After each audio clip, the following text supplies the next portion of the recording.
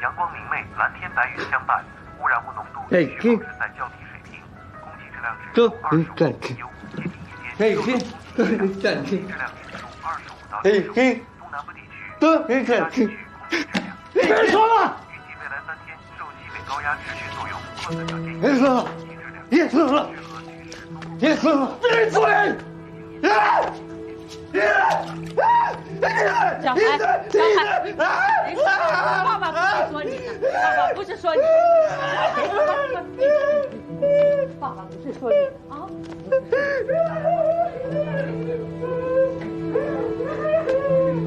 不是说你，不是说你。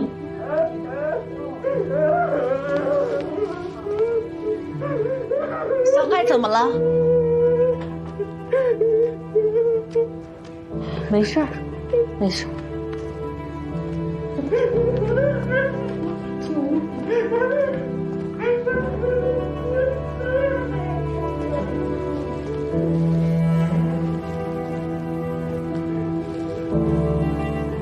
你怎么样？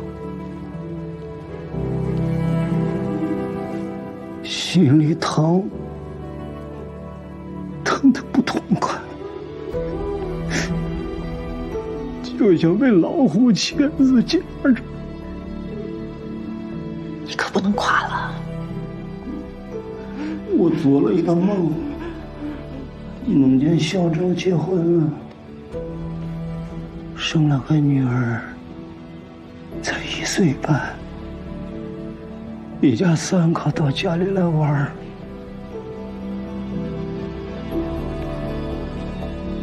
就在这张床上，小周在教孩子背诗，那么长的2首诗，孩子2遍就记住，跟小周小时候一样聪明可爱。我们高兴，拍手笑，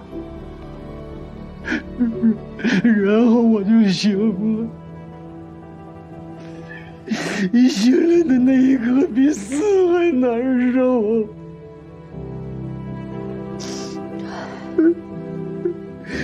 小周再也没有那一天了。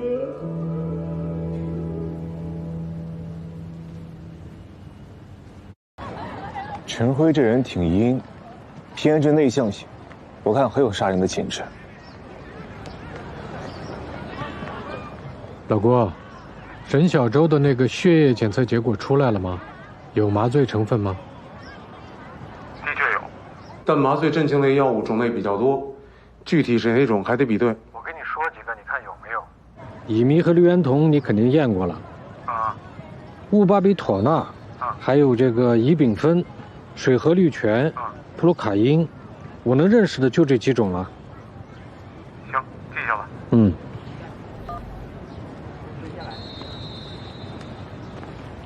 现在去哪儿？我们去查一下，沈小周到底有没有男朋友？陈辉的话能信吗？我看，没准就是他自己编出来圆谎的。他是不是说谎？查了就知道。我们辅导员不管这些，不过，据我所知，没有。他说没有合适的，要不你们去问一下岳春夏。男朋友？对，他有吗？没有吧？要有的话，街坊早传开了。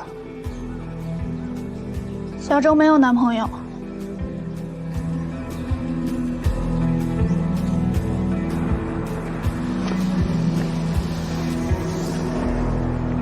我觉得这个陈辉就是信口瞎掰。你完全相信沈小周？反正这方面我信。为什么？说不出来，不过看她视频里的样子，觉得她是个好女孩。对她有好感？你没有吗？你不是说这样的女孩肯定是正直善良的吗？你是觉得她没有看上去那么纯粹，你还会看走眼？我只看事实。对了，学校有堂课叫做《犯罪被害人学》，总结被害人性格特征什么的。我成绩差，你肯定懂。以你这么多年的经验，见过类似的被害人吗？沈小舟还是有些不一样，虽然他家境不好，但是幸福和睦，成长环境还是健康的。比如，那些不健康的成长环境的被害人，有什么特征吗？有时候，他们内心缺失的部分，总想去补足。怎么补？找一个喜欢的男朋友，然后被男朋友抛弃，那不得崩溃了？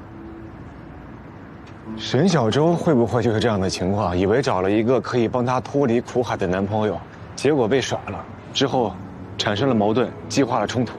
如果是这样，我想他会放手。是吗？女孩会这么放手吗？内心坚强的就会。哦。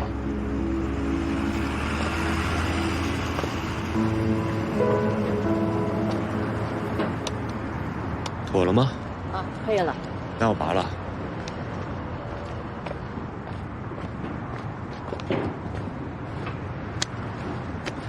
陈辉说的到底可靠不可靠？我们还要再从2个方面去印证一下。好，那你先回去，我再溜达溜达。明天我们分头行动吧，记得录音，做好笔记。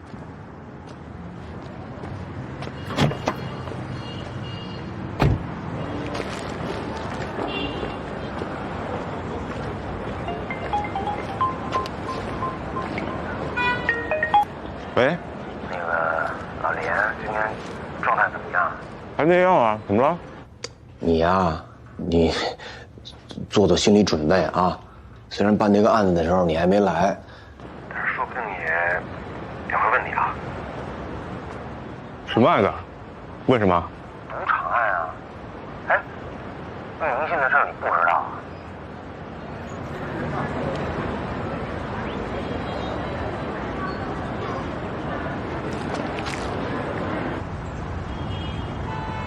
联系上2个本市的学生，都是陈辉宿舍的。按你说的，约在了校外见面。10到20分钟。您对陈辉的了解有多少？了解的不多，知道他父母以前是造纸厂的工人。造纸厂？那不就在旭日厂旁边？对，都是老工业区嘛。不过听说他们家已经搬出来了。你有他家新的地址吗？不清楚，他不爱说他家里的事儿。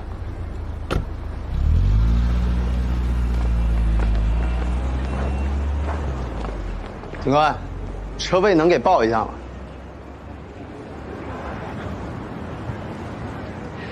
没问题。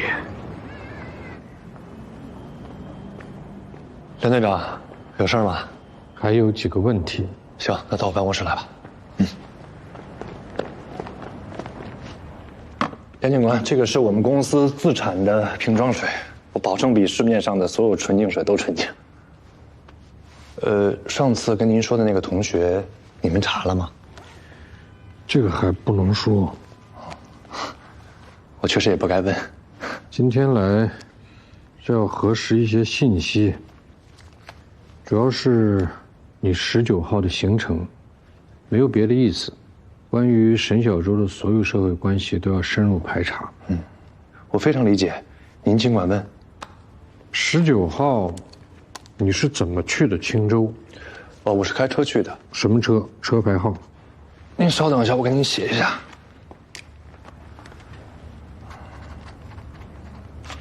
看一下。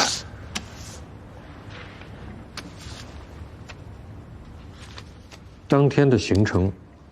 我从早到晚都跟客户在一起，我们先一起吃了饭，然后去娱乐了一会儿，大半夜才回的酒店。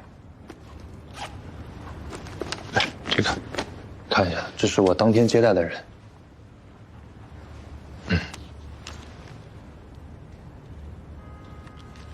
晚上住在哪儿？酒店啊。什么酒店？听说沈小舟打案情是在前半夜，我那会儿还没回酒店。例行问题，请回答一下。这个是不是涉及到隐私了？只要登记了就能查出来，请帮我们节省点时间吧。莲花大酒店806房。最后一个问题，你有女朋友吗？我太忙了，顾不上。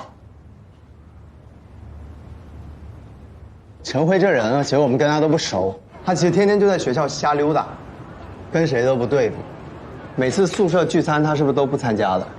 那穷呗，他奶茶都喝不起，他就只喝水。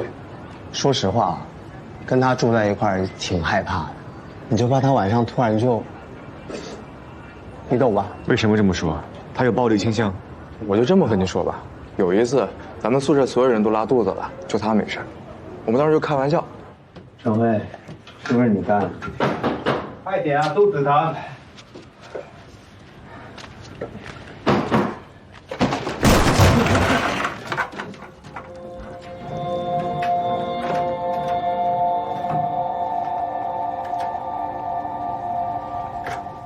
你们觉得他为什么这么做？自尊心特别强，还特别自卑，怕所有人都看不起他，就是心理扭曲了。他除了学习好，他真的干啥都不行。他有女朋友吗？他不太可能有女朋友，他都憋了那个一脸的青春痘了。对了，警官，陈辉还有个习惯，隔三差五的晚上8点就离开学校，半夜才回来，有些时候是第2天早上才回来，所以我们怀疑他是去。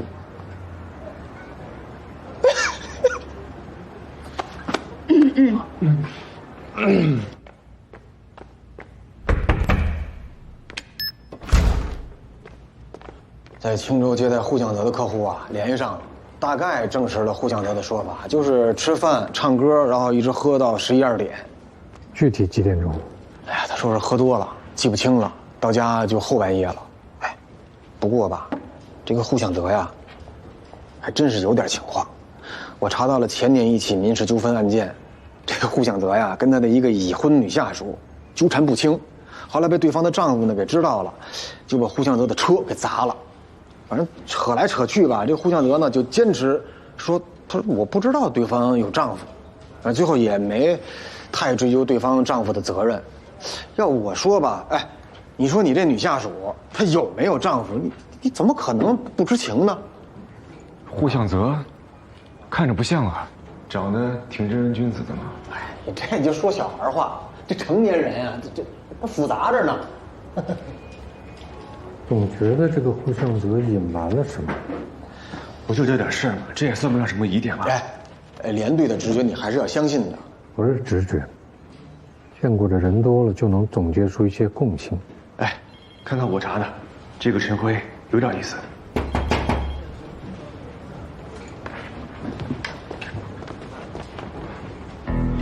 胡向泽的车，出城高速进出口的监控都找到了。19号上午走，20号上午回，符合他的说法。那就看我的，帮我投到大屏上，谢谢。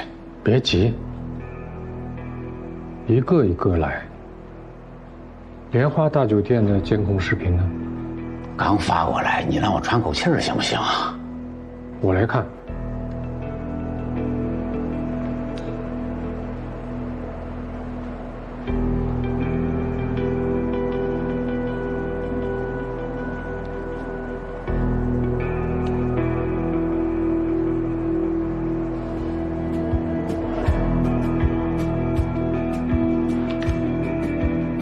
是他，没错。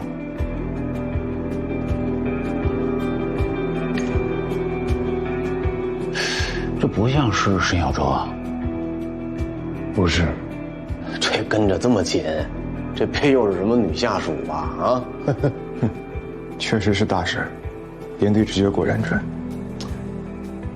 这有怀疑，就得消除怀疑，这才能放心嘛，你懂不懂啊？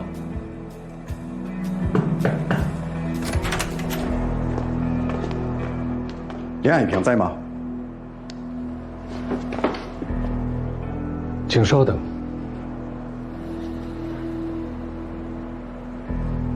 哎，你跟我来一下。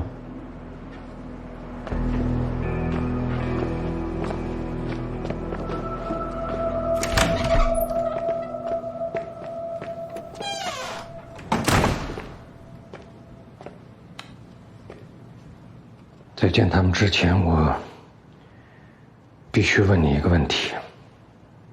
好，前天晚上那个蓝头发八串，你知道他是干什么的吗？送外卖的呀。他是给我们以前破获的那个赌场看场子的。他跟你说过什么吗？什么意思啊？都是警察，我就有话直说。我总感觉你好像一直对我有意见。你认为是八串跟我说了钱的事儿，认为是我发匿名信告的你？我没有认为是你。我要发，我也不会发匿名信。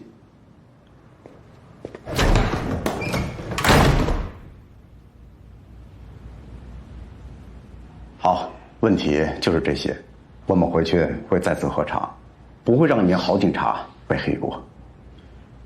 是谁发的这封匿名邮件？你有什么想法？如果存在诬告，是要反向调查的。没有。最近局里在考察接替冯中山同志的大队长人选吧？会不会？你和另一个候选人赵厚刚之间有没有矛盾？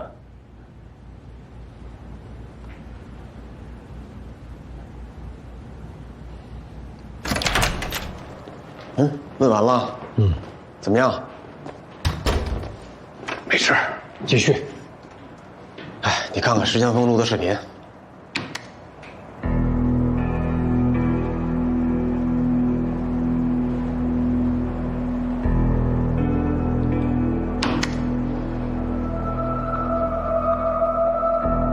你看出什么问题来了吗？这是沈小舟被害的时间段，陈辉不在学校。哎，人呢？是谁发的？查不到。是于大有那帮狐朋狗友想为他出口气吧？赌场没了，损失不小。挣黑材料诬告你，顺便再砍你一刀，真是挑起事儿来了。我要事情调稿。你先坐下，有了误会就应该解开，好人打架，坏人喝彩，那不行。坐。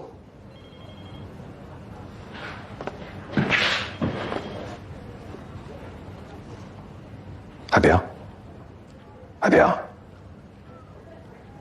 对不起，我不该那么说。我当警察那么多年了，没受过这种污蔑。脑子有点乱，我就把这种污蔑转嫁到你身上。其实我应该能判断出来，我一直相信你是个正直的人。抱歉，我不太会说这个。捡重要的说嘛，这警察嘛，男人嘛，牺牲都不怕，这点委屈算得了什么呢？风一吹就散啊！还是打不散的战友情。哎，把话说开了，绕个台。对不起，别调走，我们一起把案子破了，好吗？石强峰，连海平能说这样的话，你知道对他有多难吗？你年纪轻轻，糙汉子一条。这坎儿你都迈不过去啊！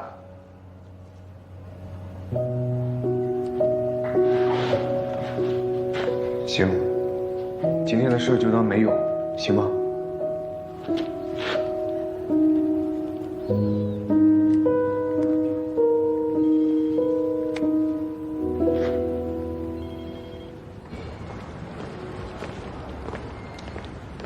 呀，好了。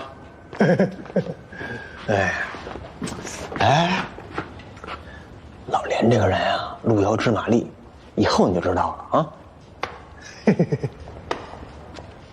你们可真够抠的，茶叶还藏起来了。验出来了。验出来了，1丙酚，石药洲血液里有，浓度不高，胃里残余物倒是不少。喝下去的？这玩意儿没味儿，跟茶、咖啡、果汁混一起，那更喝不出来。就您上次给我那名单里头有1丙酚，就你那犯罪嫌疑人，他实验室里有。就别兴奋，别那么兴奋。1丙酚这东西啊，很常见，那现在很容易搞到，甚至有的人直接拿它当毒品注射。把陈辉盯上吧。大学校园这个环境比较特殊。哎呀，咱们队年轻人太少了，要不出去借几个？哎，那个水小，他是不是像大学生啊？不用，我3天不睡都没问题。我也行。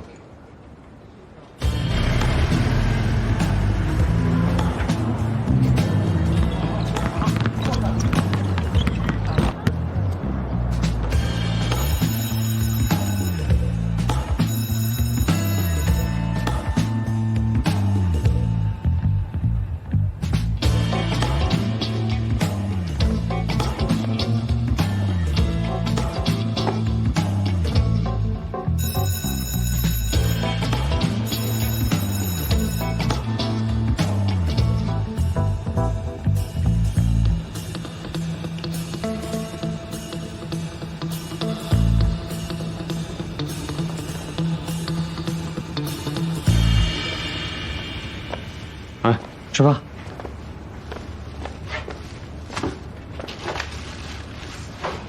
出来了。哎，你吃，我去。不用。哎，我都准备好了。你别说，穿成这样真像个理工男，就有点老。瞅我干啥？我是妥妥大一新生。哎，你拉倒吧，我都想好了，我的身份是机械工程系博士生啊，书我都借好了，借这本书我付。真的，应该有。大家都挺。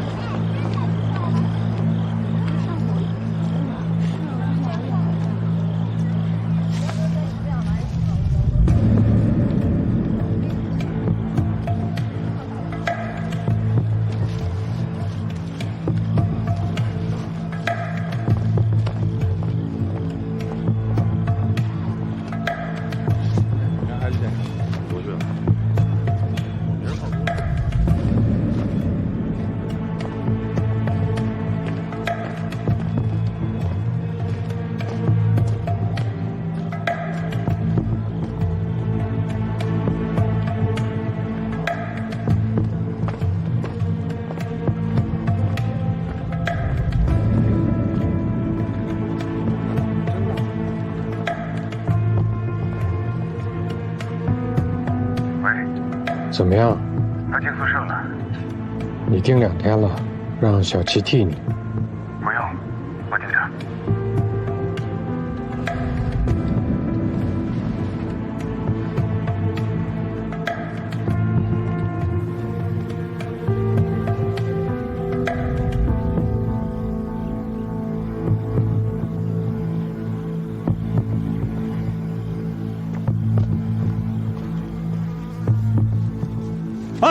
干什么的？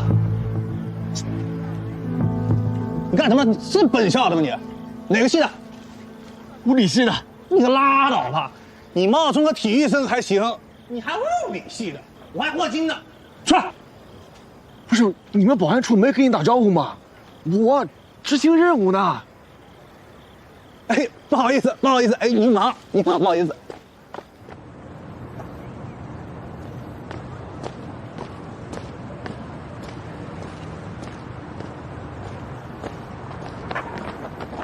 警察同志，案子破了吗？凶手找到没有？还没有。那有怀疑的对象吗？抱歉，这个办案情况不能说。家属也不能说吗？有规定。连警官，您就透露点吧。沈叔这几天，他天天盼着破案子，心老揪着，身体都快垮了。您放心，案子要是破了，我一定第一时间通知你。杨涛，你跟他们家熟吧？熟。小周是从小跟着我玩大的，他就像我亲妹妹一样。您看，这是小周上个月跟我找的。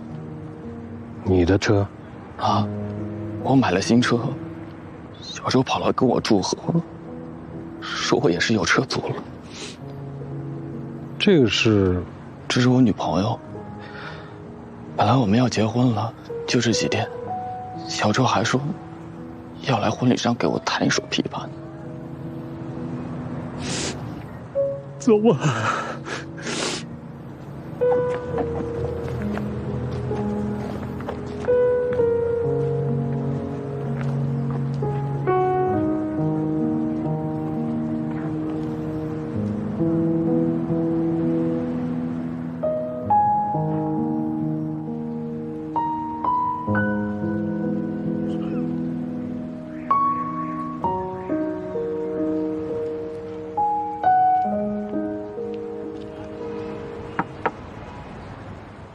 怎么坐车里不回家？妈，累了，换换神。走吧，回家。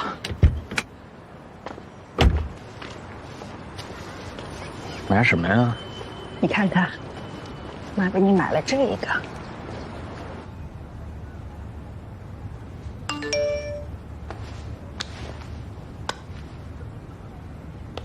哎呀，你到底哪天有空啊？人家姑娘等信儿呢。你不是说想找个幼儿园老师吗？这个就是啊。你告诉他，作业必须完成，我回去要检查。都初中毕业了，哪有作业？辅导班没有了吗？他说没有。你打电话问问老师吧，还是要多方取证。你当办案呢？好，知道了。这不月底了吗？我们单位季度总结，我也忙到现在了。喂。他往宣门去了，南门。过来吧，我在。神经病。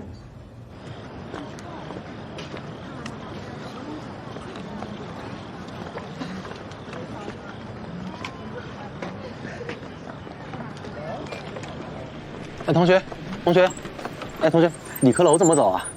不知道，我体育生。哦，好，谢谢。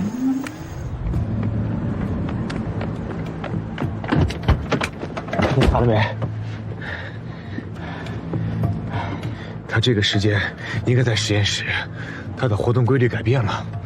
他每天宿舍、实验室、食堂3点一线，规律的很。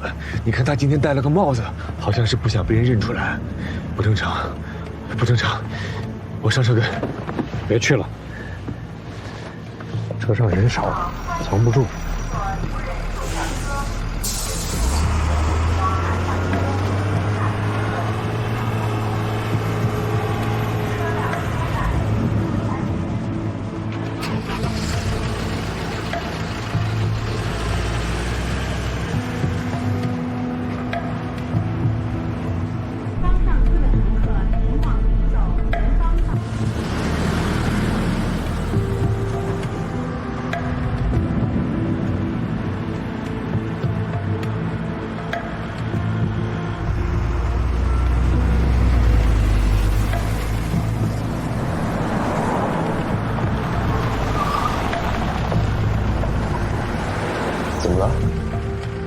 好像有车跟着咱们。不会吧？谁敢跟警察呀？欠收拾。还跟吗？看错了。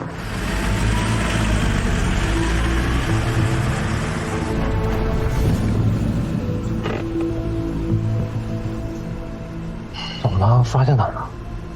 不能再跟着梁海平了，他太警觉了。这人我有眼不济，举报他拿回钱也没用。啊，对了吧，把手到边藏着了，可能是江东那小子吧，他们怕挨揍。目的我们达到了，动动脑筋吧。再强的人也会有软肋。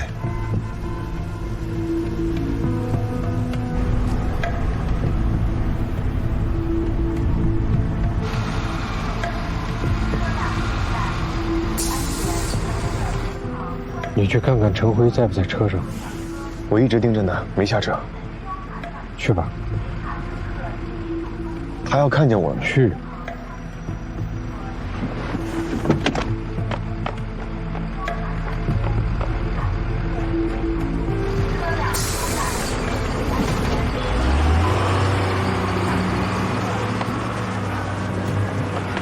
不在，这小子哪去了？飞了。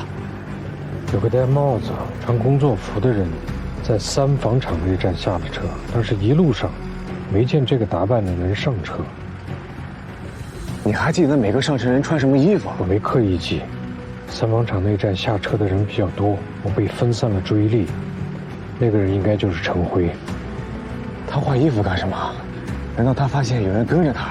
这小子没那么灵吧？上车，回三纺厂。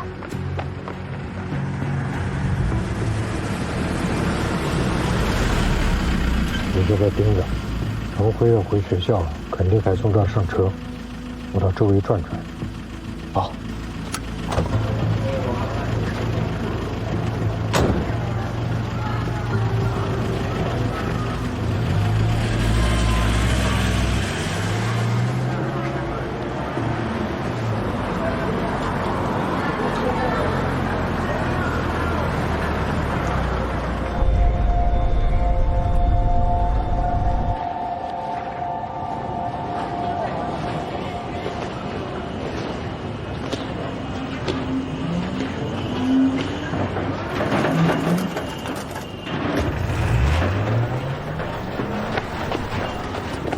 哥们儿，车能不能借一下？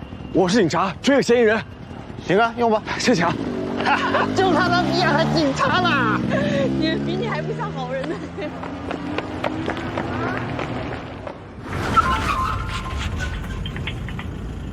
喂，我看见陈辉了，骑了辆三轮车。确定是他吗？就是他，往一片平房区去了，我没追上。什么样的三轮车？电动的、平板的，师傅挺常用的那种。你先进去，我马上就到。好。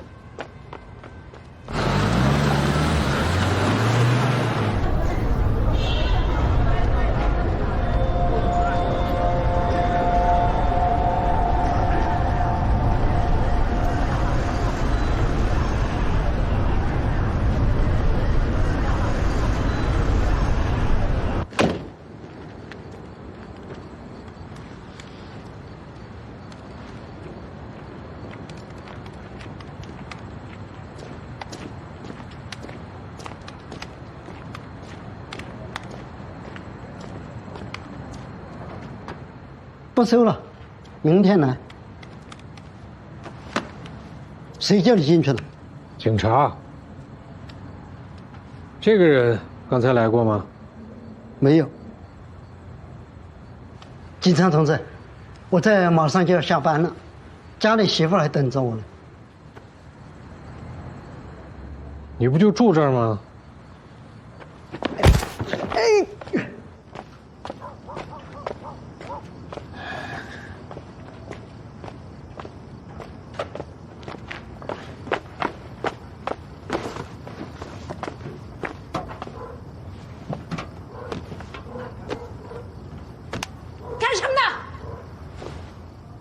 我是警察。就你？哎，警察，偷车贼吧？我真是警察。哎，别走，别走，我们一吹哨，你出不了这胡同。吹，别吹！哎，你干什么？别吵，别动，手拿出来。我有证件。证件，看看。不是本地人吧？哪儿的？在老家犯事儿了吧？你怎么知道？老实回答问题，立个功能减刑。嗯，来，再看看，他刚才开着一辆平板电动3轮车。刚才最后一个来送废品的，像戴着口罩，我也不敢说就是。他拉什么东西过来？他隔三差五都要来一趟，拉的都是大件。他最近有没有拿过来一个笔记本电脑？他有没有拿来过女人的衣物？还真是他。哎呀，对不起啊，对不住了，同志，还真没看出来。我们这店的片警我都认识，可你面生啊，没见过你。我是刑警队的。刑警队啊？刑警队查什么案子？要我们协助吗？对，只要你一声令下，我们就……别去！我就是找一个3轮车，静悄悄的。3轮车啥样的？谁家有3轮，我都清楚。对，谁家有，我们都清楚。哎，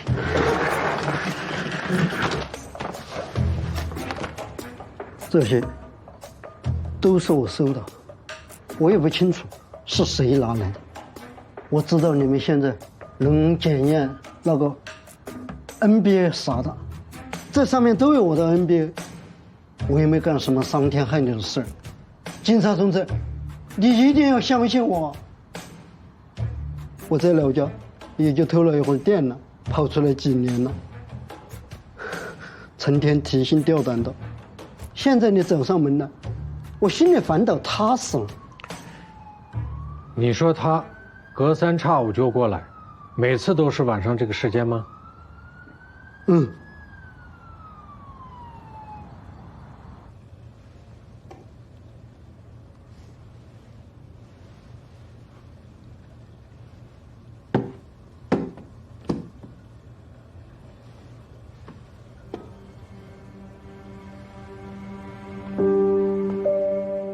爸爸，这是什么呀？这是琵琶。你会弹吗？会啊，爸爸弹得好着呢。你会弹什么？这个上面的爸爸都会弹，要不要学啊？你先弹，我听。嗯，你选一个。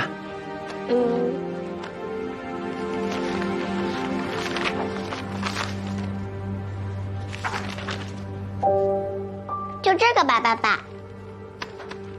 哎呀，你真会选，选了个最难的，不过也难不住爸爸。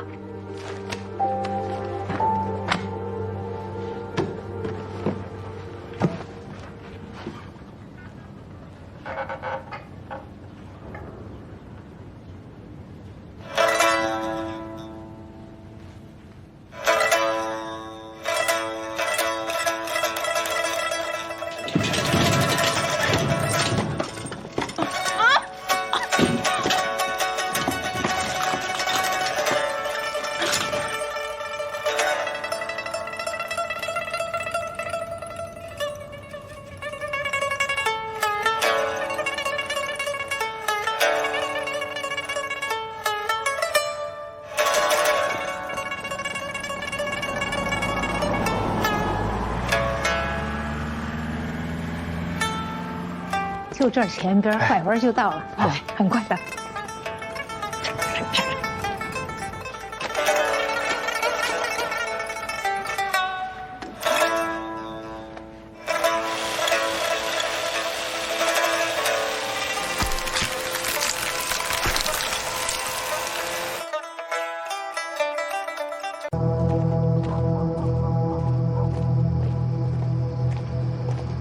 这户人家姓陈，有个儿子上大学。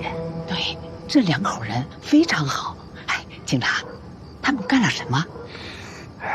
不能讲哦，也请咱们一定要保密。嗯，对，保密纪律我们懂。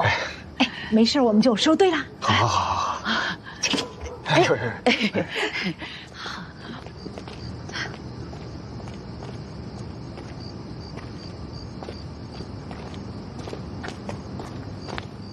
没叫支援？不用，就这家。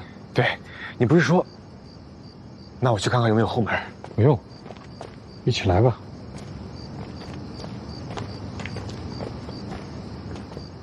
有人吗？在。我们是警察。陈辉在家吗？在。把门打开。能进去说吗？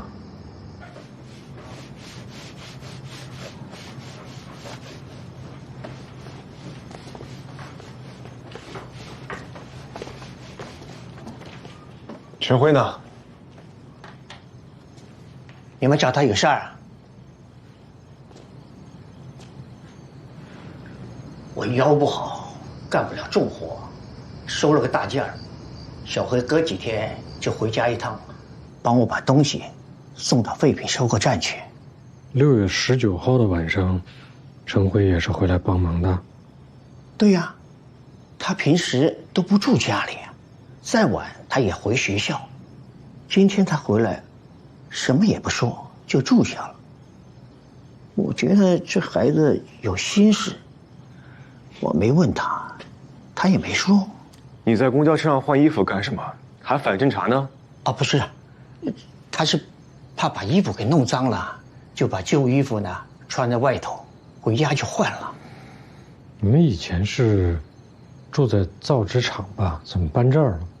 啊，是的，因为身体不好，也找不到什么活干，所以就干起了收废品的工作。这造纸厂街坊邻居大家都认识，收废品小辉觉得没面子，所以就搬家了。收废品又不丢人，你怎么不早说？把事情交代明白了，我们就把你排除了。盯你这么多天，那费多少时间？对不起啊，我向二位赔礼道歉啊。这孩子平时不爱说话，心气儿高，不通情理的时候也会有，但是畜生干的事儿他绝对不会干。您说的情况我们都会核实，放心，不会冤枉他。啊，还有最后一个问题，你说的沈小舟跟一个开跑车的男人的事儿，是真的吗？是。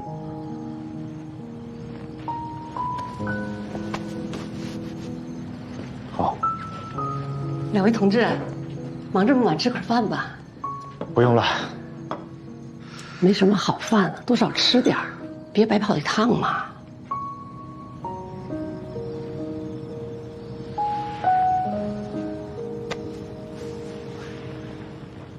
吃吧。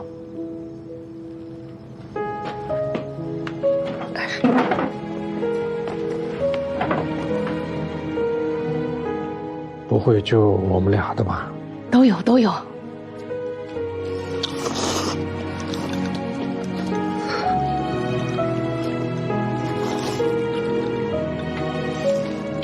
对不起，我不该写那封信，不该那样说沈小舟。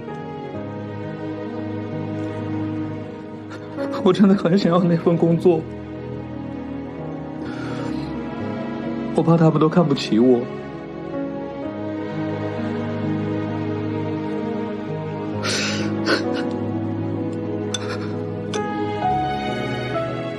他们看不起你，是他们的错。你不用去追求他们眼里的成功啊。你的成绩这么好，也许将来可以当教授、科学家，还不算成功吗？你想想，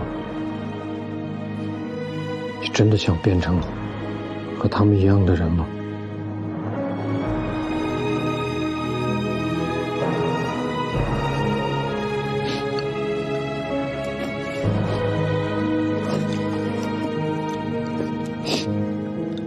你相信他吗？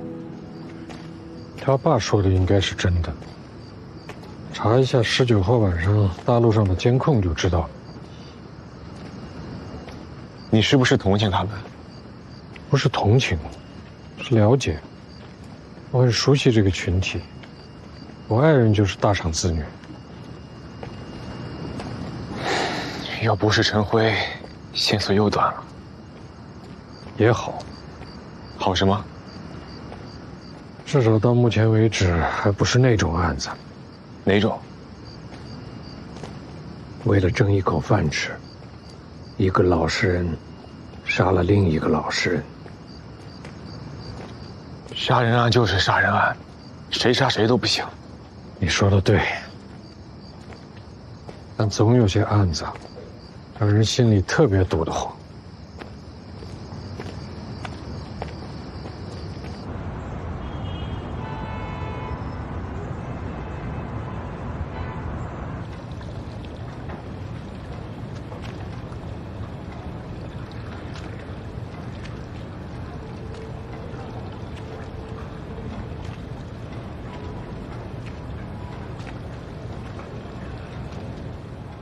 回来，这么早去哪儿啊？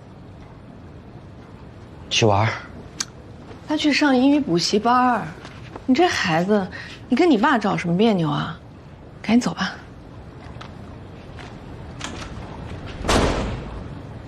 醒了？昨天晚上几点回来的？怎么不进屋里睡啊？回来的晚，他吵醒你。他吃早饭了吗？没有啊。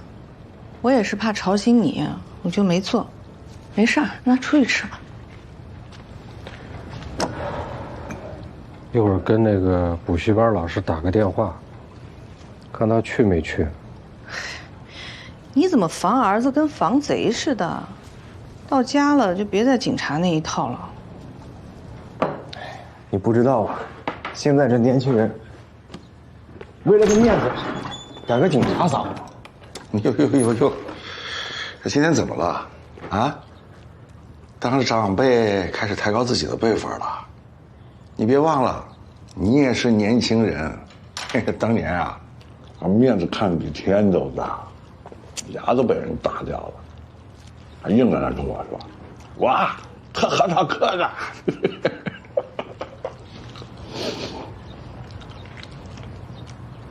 我现在看着是不是还不像个好人？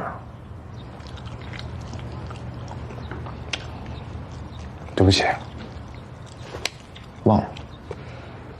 你现在什么样啊？我看不到，但是从我看见你的第一眼起，我就知道，你不是坏孩子。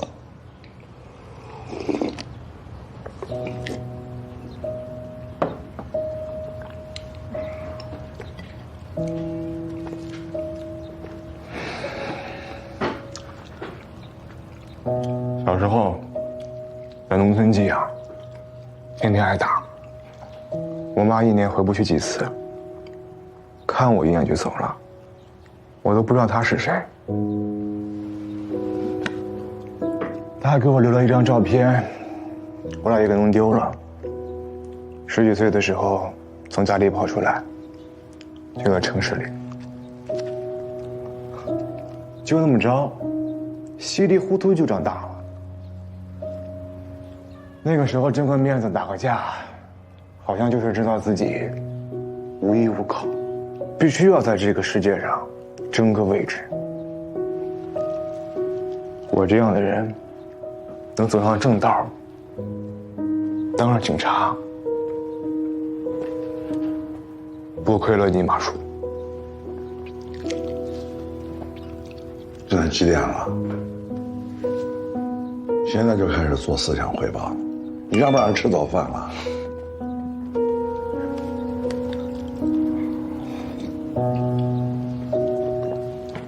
你自己吃，我走了啊。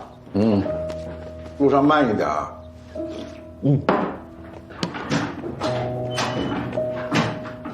这门该换了啊！你就别操心我了。这小子突然变得爱谈心了。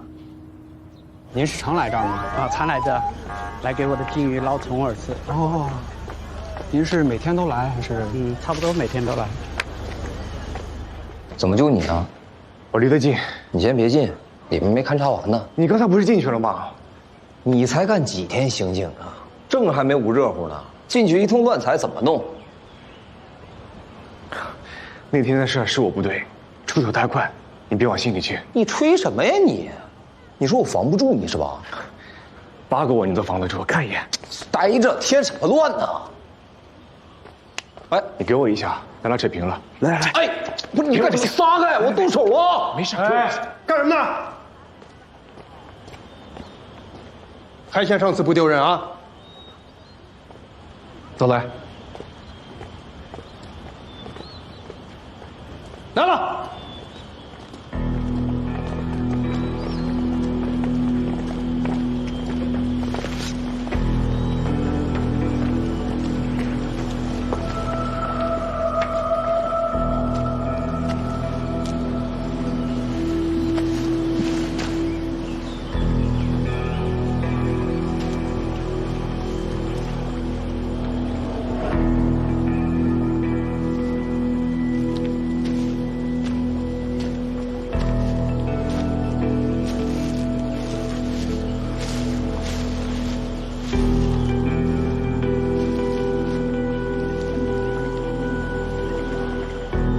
左脚。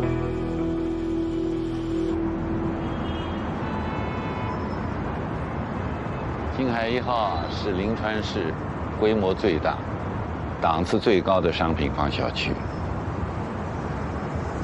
漂亮，很漂亮，岂止漂亮啊，雄伟、壮观。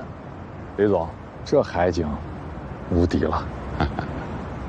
这只是第一阶段的小目标。等将来啊，3期、4期、5期，跟这儿连成一片，可以顶一个小城市了。开个玩笑，啊，都能叫金海市了。不错不错，真不错。这一套呢是大4居的，哎，刚才看的那一套是3居的。怎么样？房型格局都不错吧？这套留给你了，你跟你老伴住，还有一套呢，给你闺女留着。同一栋楼啊，吃个饭串个门也方便，但是都有各自独立的空间。我可买不起。自己人，价格可以商量。哎，交给你安排了啊。哎呦。哟，我还有个会，跟上面汇报没办法，那我先走了，啊，好好招待岳厂长。放心，董事长，再见。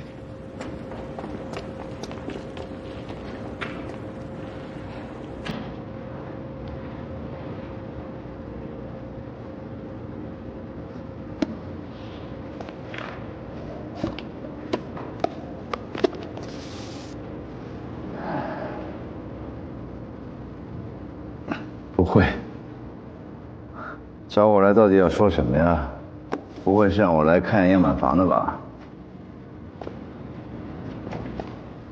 房子怎么盖我可不懂啊！哎，不懂可不行。旭日厂将来就是金海3期，怎么盖得听您的意见。你们不是说要盖别墅吗？当然要盖别墅了。旭日厂的位置比金海1号还要好，不盖别墅怎么对得起这黄金位置呢？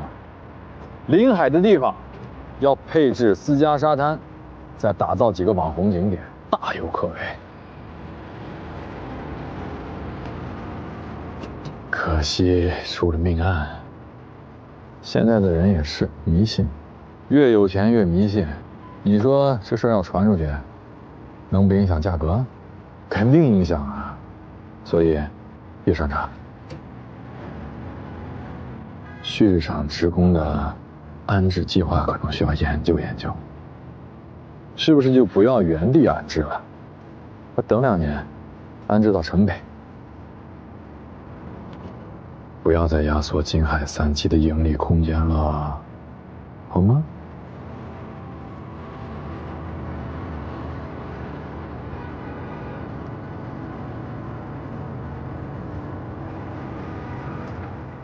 海景房嘛，听着好听，住着不实用，太潮湿了，尤其不适合老年人。顶多卖给外地人，让他们当个度假房最合适。岳厂长，就这情况，你看有没有做做工作的可能性？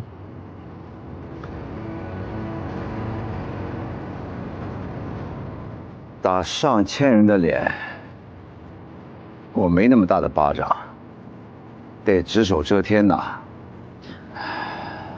太高了，站久了有点晕，先回了啊。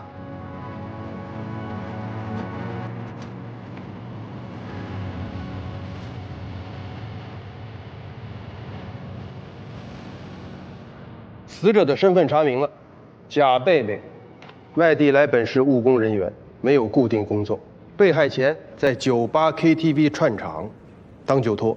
凶手的作案手法，简单来说，和王一山案非常一致，有性侵，没有留下 DNA。好，从这3个受害者的职业和身份来看，王一山和贾贝贝都属于外来本市务工人员。王一山早就和家庭失去了联系，这个贾贝贝还有待调查。但是从他从事的职业来看，恐怕也不是出自一个关系密切的家庭。他们2个属于高风险受害者，出了事儿没人寻找，也不易察觉。沈小周可就不一样了，他是大学生，也是本地的居民，父母很疼爱他，一旦发现他失踪就来报案。一般情况下，习惯选择高风险受害者的凶手，往往会避开低风险的受害者。2位领导的意思，杀害沈小周的不是同一个人。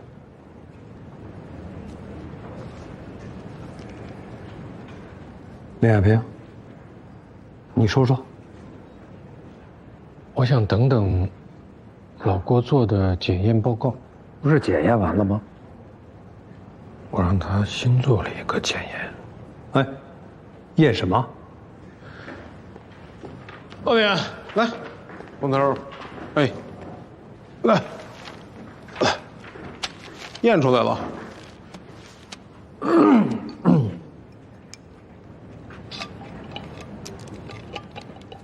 你倒是说我验出什么了？你急！林海平让我重新检测了王一山、沈小周、贾贝贝3个受害人的足部擦拭样本。我呢，从表面皮肤和指甲缝里，也确实提取到了一些微量建材。验出 DNA 了？没有，这是化学检测，不是生物检测。我从王一山和贾贝贝的样本里，检测出了藻酸盐、氧化锌、硫酸钙等衡量成分，就是倒模用的原材料。你比如说，做个角膜，得先是液态，倒进容器里，把角覆盖好，凝固之后，打开，取出角，再倒入硅胶，成了。凶手把角切下来，是为了方便做角膜。这是个合理推测。撤了。沈小周的脚上没有。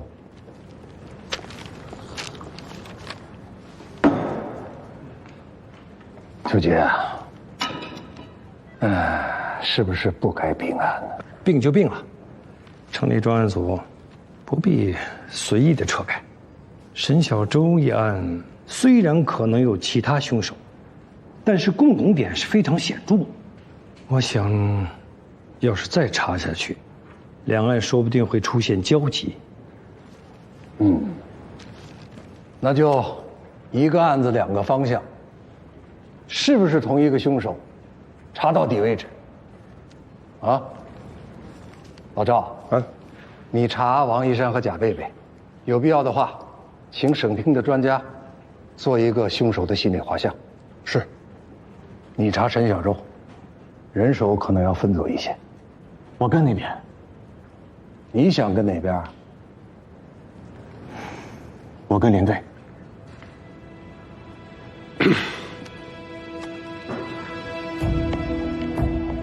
现在没有嫌疑人的线索，只能重新调查沈小周的行动线。下一个路口没有发现沈小周，他在这段路消失了。有几种可能：叫了一辆车，看手机记录，他没在叫车；或者是拦了一辆路过的出租车，或者上了一辆公交车。这个公交站台有监控吗？没有，但是现在公交车上都有监控了。这个公交站总共有8趟车，回头我把监控都调出来。还有6月19号那天下午4点钟，不，3点钟以后，所有经过这条路的出租车，包括在路边趴活的出租车。还有什么可能呢？连队，有没有一种可能，他进了两边的商铺或者小区里的住户，被杀了之后才被转移的？所以这条路上所有的商铺住户都要排查。还有一个可能，就是他上了一辆熟人的车。可是他没有打过电话。这要是熟人碰巧路过，这也太巧了吧？有时候就是这么巧。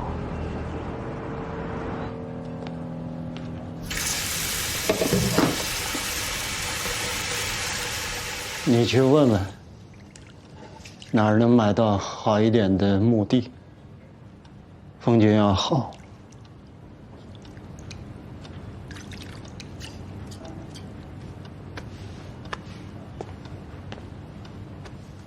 那我这就去问吧。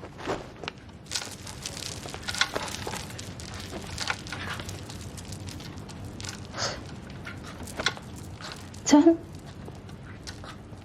买过墓地，买过墓地，是理财产品，说是经营墓园的。咱们可能上当了。我去要过，那个理财公司现在连本金都拿不出来，好多人正跟他们闹呢。那墓园呢？就是空口白话，连个影都没有。本来是想告诉你们的，可你们家出了小周这个事儿，我不能再给。老沈，你别急，你们这钱我们赔。咱们拿不出来，咱家投的更多。我来想办法，总不能让小周没有个安身的地方吧？沈叔叔，有一次小周开玩笑说，他将来老了不要墓地，他的骨灰、花儿杨树都比埋在墓地里强，还省钱。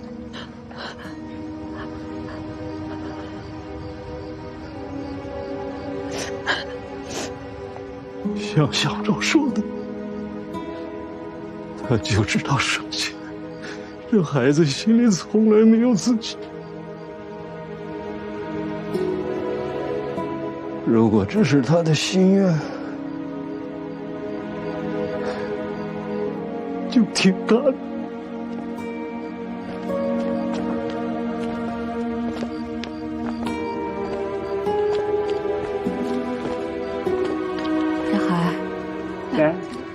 快点起来回家了。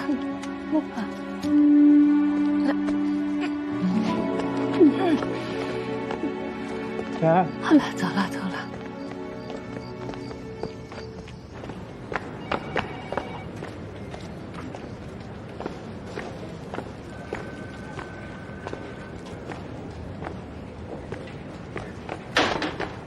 专家给的凶手画像也太笼统了吧？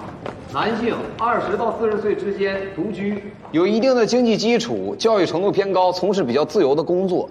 这全市这种单身狗得有几万人，这怎么查呀？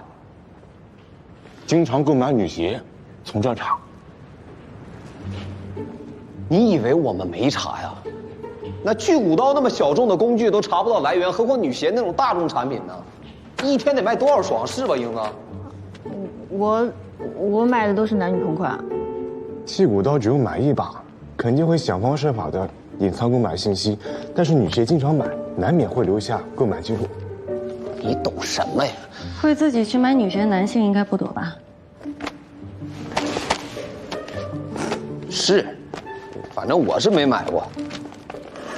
还有，倒角膜是不是需要购买原材料？这也是条路。你是指导员啊？你才查了几个案子？0个，1月1日元旦。你是该跟你们队长好好学学，主要学话少这个优点。咱再推个理，这个嫌疑人会不会是个残疾，自己就少了只脚？说的没错啊，说不定少2只脚，坐轮椅呢。行了，办你的案子，废话少说。哎，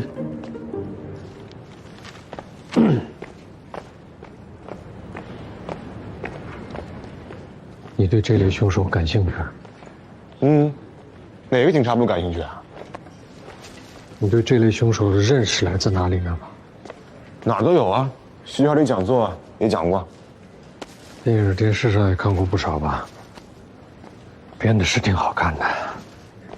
不过这么多年，我从来没见过一起命案是凶手费尽心机设计的让人摸不着头脑的，也从来没有哪一次破案是纯靠推理推出来的。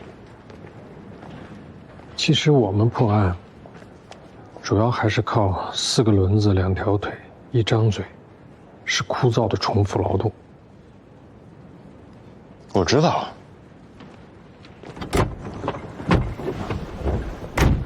去哪儿啊？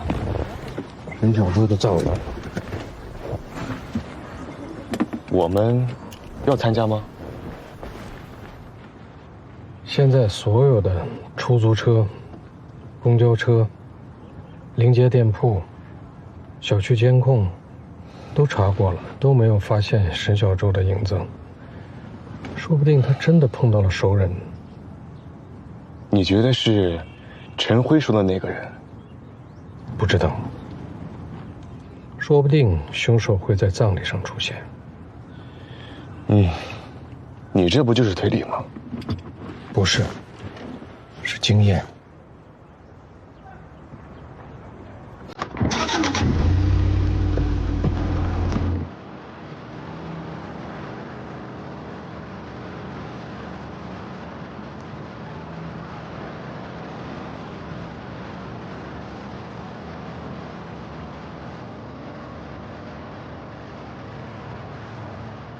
嫂子呢？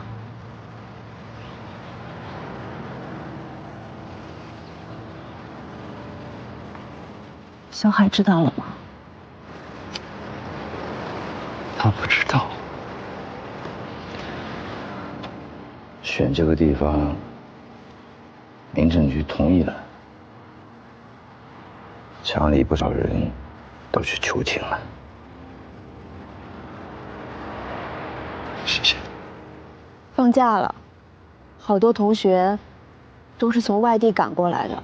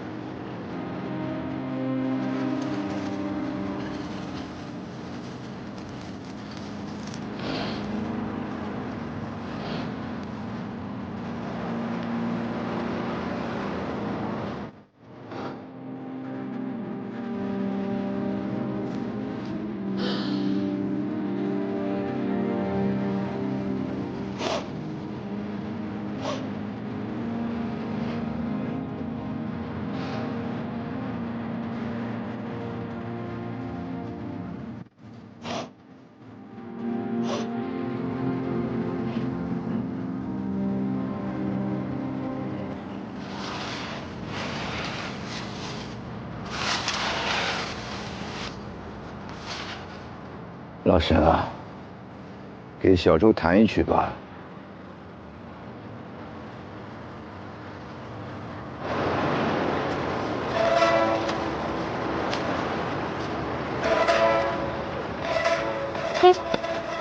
停啊，停，小孩来停啊，停，过来过来，他们在演节目呢啊，人多得很，我们回去，回去。哎。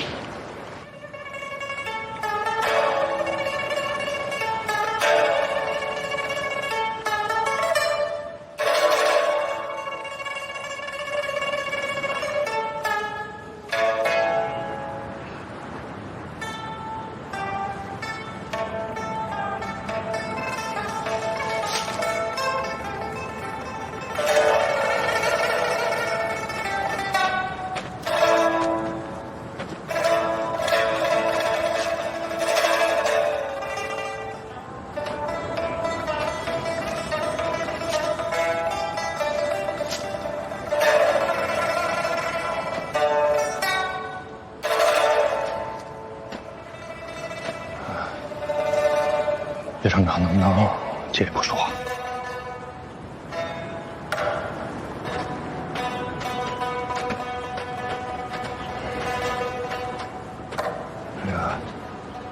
这个麻烦您交给小周的父母要康康给他们不要。你是？我是本来小周要入职的玉成公司，这是公司的一点心意，劳烦您。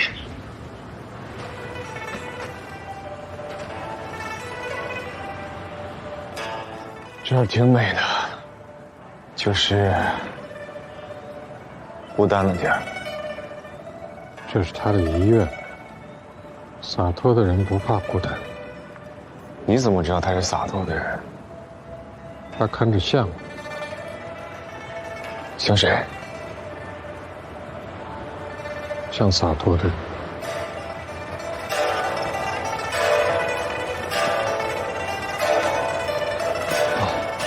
连警官，有了。因为我下午还有个会嘛，我得提前走了。上次酒店那个事情，我希望您替我保密。公司马上就要上市了，我不想有那些不必要的新闻，所以理解。我先走了。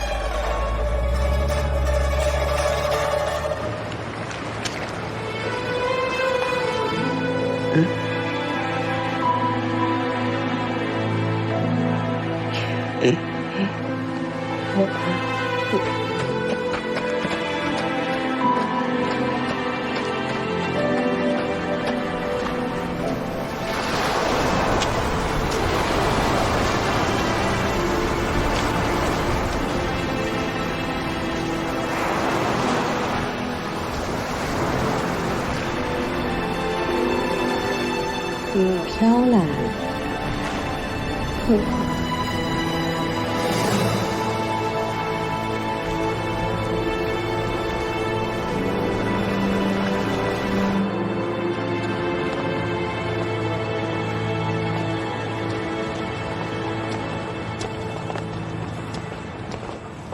等等，见过这个人吗？没有。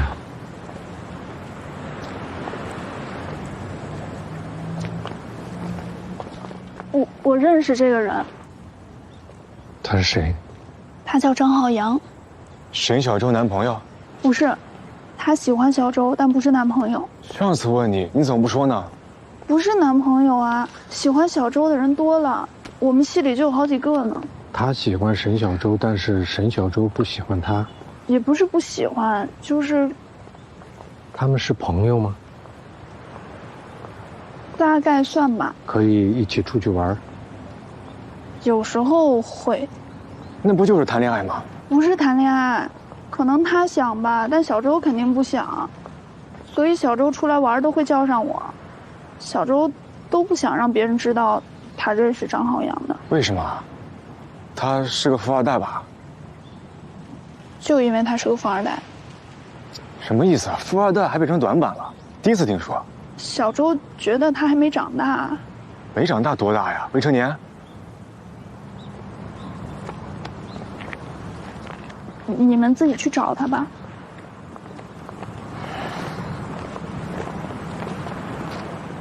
他喜欢沈小舟，沈小舟不喜欢他，这是个强动机啊！多少案子，都是因为这个。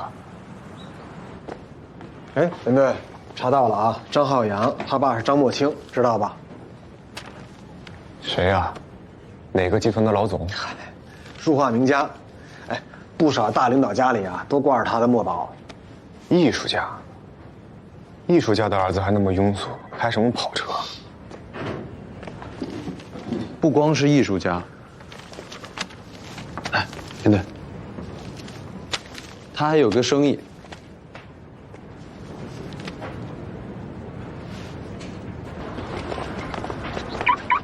谁开？哎，我来，我和我就学过。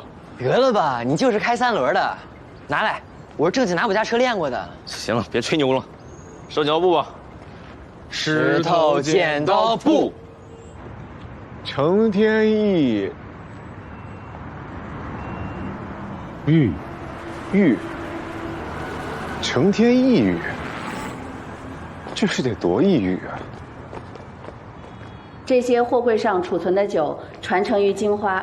这款酒因为金花茶的存在，口感上花香突出，醇味丰满，体感上呢也更加舒适。而且我们的茶呀均有检测报告、收藏证书。金花以5大标准奠定中国产品级好茶的标准。什么？不就是茶吗？哎，你们好，是来提货的吗？我们是警察。手怎么了？哦，可能割破了。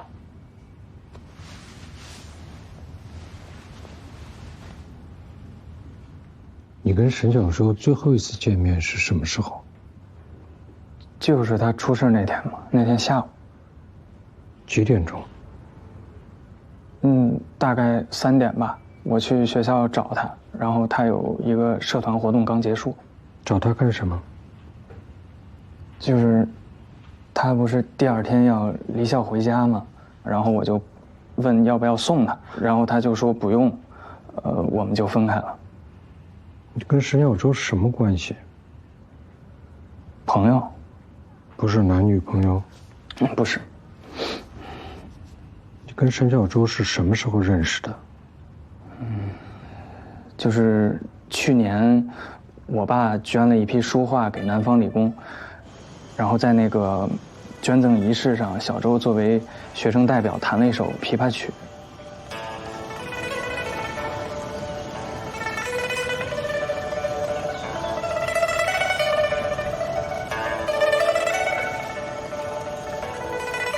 我们就认识了。认识之后，你就开始追求他。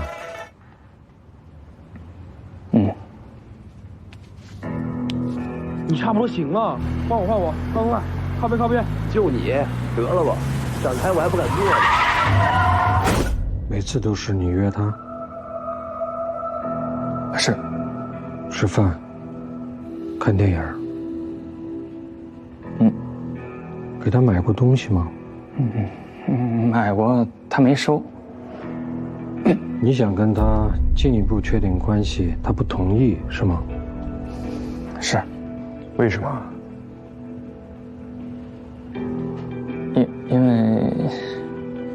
因为他看不上你。你这么好的条件，要什么有什么，他凭什么？从去年追求到现在，就是不想跟你确定关系。是在溜着你玩吗？愿意跟你约会、吃饭、看电影，就是不愿意跟你进一步的确定关系。我不知道这个女孩心里在想什么。请不要再说了。她是在打击你的自尊吗？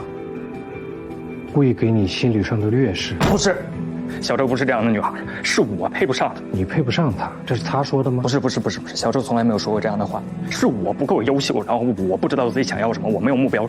小周是不会看上我这样的人的。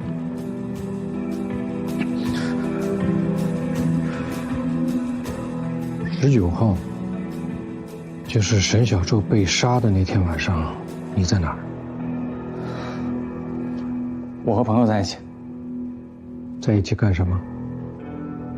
喝酒，喝了一晚上，心里难受。不就是拒绝了你送他回家吗？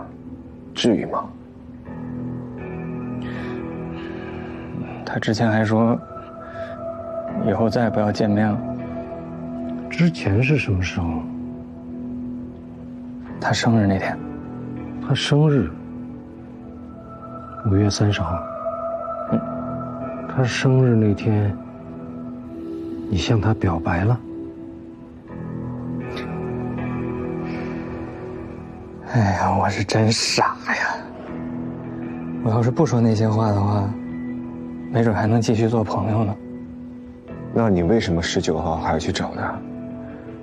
我想见他，我忍不住吗？你们是怀疑是我？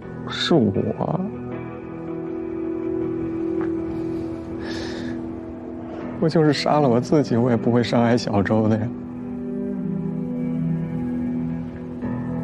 19号那天晚上，所有跟你一起喝酒的人，把名字给我们。感觉像演戏，他装的吧？对了，19号下午他见过沈小周，要是他没走，悄悄跟着他呢。所以沈小周在那条路上碰到熟人，没准就是他。查查监控里有没有他的车就知道了。